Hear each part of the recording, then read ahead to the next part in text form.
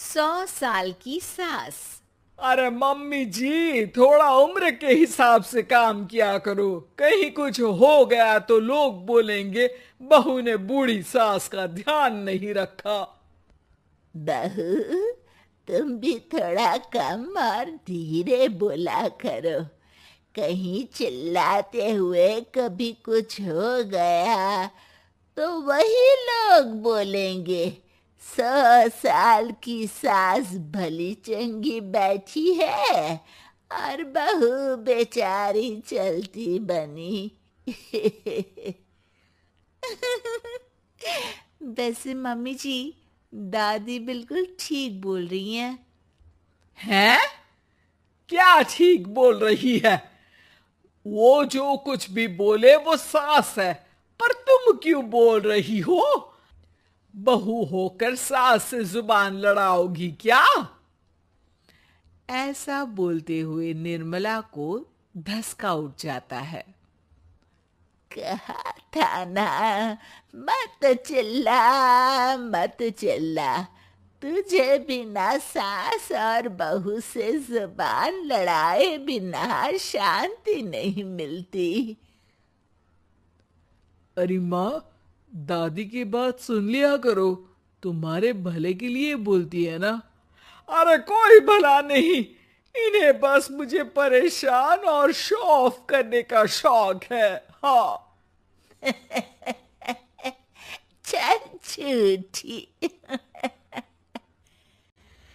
इस परिवार में 3 पीढ़ी की औरतें रहती है, जिनका हर समय कोई ना कोई अलग ड्रामा चलता ही रहता है, जिससे और किसी का पता नहीं, लेकिन सूरज बहुत परेशान रहता है। माँ, पियाली और दादी, आप तीनों के पास एक दूसरे को सास बहू वाले ताने देने के अलावा कुछ काम हो या नहीं, पर मेरे पास जरूर है। इसीलिए पियाली, जरा लंच ले आओ, मुझे ऑफिस भी जाना होता है। इस पर पियाली सूरज को लंच देती है और वो ऑफिस चला जाता है, जिसके बाद तीनों एक बार फिर अपनी बातों या कह लो कि नोक झोंक में लग जाती हैं। इसी में दिन बीत जाता है। रात को सूरज के साथ उसके दोस्त भी खाने पर आते हैं। पियाली, मेरे कुछ दोस्त आए हैं। सॉरी, अचानक प्लान बना तो बता नहीं पाया। तुम जल्दी से डिनर बना दो ना। अरे वाह रे आलसी माँ की आलसी बेटी, पहले बिना बताए दोस्तों को घर ले आओ, फिर बोलो जल्दी से डिनर बना दो।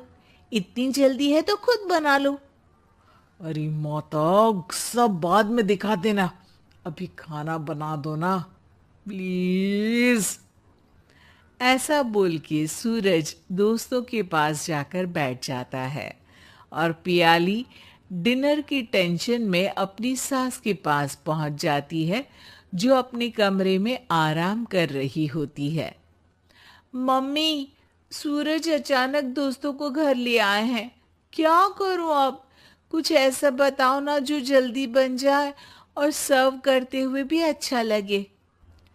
अरे रेस्टोरेंट से मंगा ले, दोबारा परेशान मत करना, सोने दे मुझे। इतने में दादी सास भी वहां आ जाती हैं। वाह, आलसी का आइडिया भी उसी की तरह बेकार है। कोरोना में बाहर से खाना मंगाएंगे। बहू, तुम सो ही जाओ, वही काम अच्छे से कर सकती हो। चल पियाली, मैं बताती हूँ क्या करना है। इस पर दादी सास पियाली के साथ मिलकर सारे मेहमानों के लिए खाना बनाती है, जिससे उन्हें ज्यादा मेहनत भी नहीं करनी पड़ती और सबका पेट भी भर जाता है। दादी के इस आइडिया से पियाली और सूरज बहुत इम्प्रेस हो जाते हैं। दादी, क्या यही खाना आपकी इस उम्र में इतना एक्टिव रहने और एंडलेस लाइफ का राज है? वैसे दादी ने आज तक राज किसी को बताया नहीं। इन्होंने ससुर जी तक को नहीं बताया, तभी तो वो ऊपर पहुंच गए और ये अभी तक यही है। तेरी सास मेरे ऊपर पहुंचने का ही इंतजार कर रही है, पर इस आलसी का ये सपना पूरा नहीं होने वाला। क्यों जी, अमर होने का वरदान लेकर आई हो क्या? अमर का पता नहीं, पर लगता है तुझसे लंबा जरूर जी लूंगी।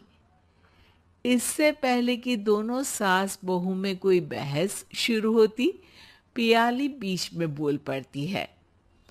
ठीक है, आप दोनों लड़ क्यों रही हैं? हम तो चाहते हैं कि आप दोनों हमारे साथ हमेशा रहें।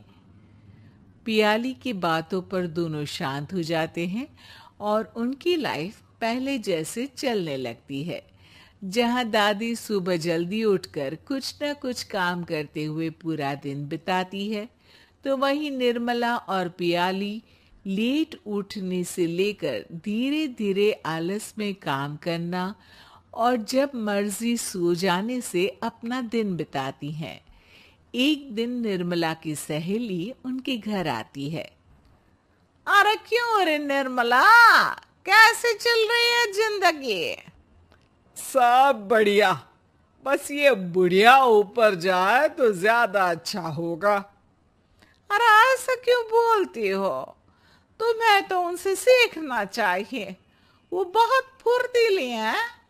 मैं उन्हें रोज मॉर्निंग वॉक करते हुए देखती हूँ, और वहीं तुम और तुम्हारी बहू है जिन्होंने शायद सुबह का सूरज आज तक देखा ही नहीं होगा।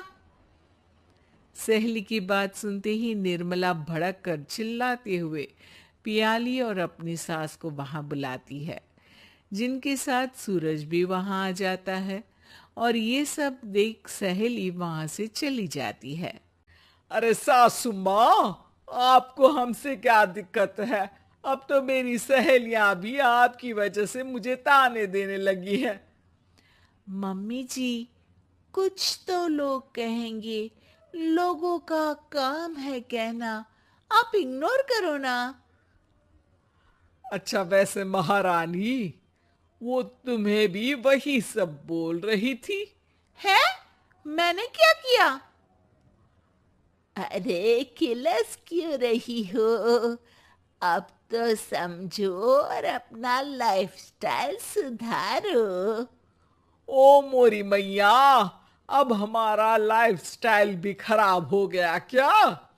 आपका तो हाई फाई है ना, बस उतना ही ठीक है। तुम लोग हमेशा पूछते हो ना कि मेरी इस उम्र और अभी भी इतने एक्टिव रहने का राज क्या है, तो वो ये लाइफ स्टाइल ही है, जिसे हाई फाई नहीं पर सिंपल कहते हैं। दादी, अब कहना क्या चाहती हो? यही कि मैंने अपनी जिंदगी में बहुत किताबें पढ़ी हैं, जिनमें एक किताब से मुझे ये समझ में आया कि हम कितने गलत तरीके से जिंदगी जीते हैं।